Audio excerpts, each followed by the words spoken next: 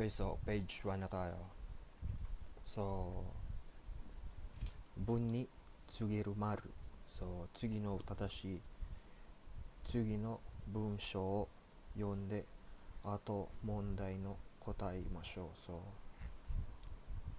文を書くときは丸をつけましょう。So, kapag katapos ng sentence, kailangan natin ilagay ng maru. Ayun ang ibig sabihin. So, maru.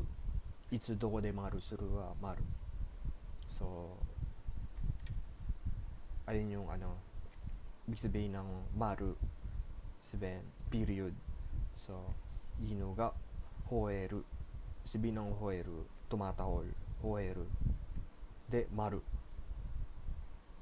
Tapos na yan, isang sentence. So, next naman, boku ga boru o keru. Maru. De, maru. De, maru wa 文の終わりにつけましょう。So, period. Ibig sabihin yun. So, lalagyan ng period kapag tapos ng sentence. So, next.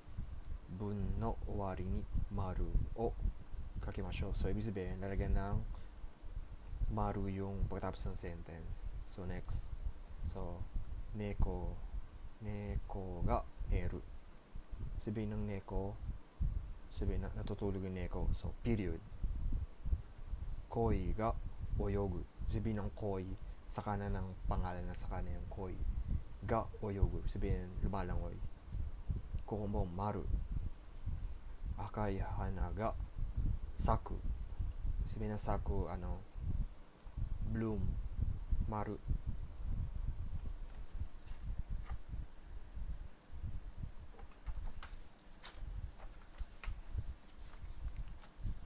So, next. Maru de ten. 付け方を正しく方に丸をつけましょう。So, bibilugan natin yung mali. Tapos hindi natin lalagyan ng bilog yung yung mali. So, i-explain ko ba't mali. Tapos, ito yung tama. So, ito yun. Inu ga hashiru. Sabihin na hashiru, tumatakbo. So, inu ga demaru. Diba okashi? Hindi siya maru agad. So, kingyo ga demaru. Sabihin mali ito. De oyogu. Kingyo ibig sabihin goldfish. Kingyo ga oyogu. So, isang sentence to. Tama to. De, boku ga maru. Sabihin mali ito. Boru o keru. Mali ito. So, ito yung tama. So, boku ga boru o keru. Keru ibig sabihin sipahin. Maru.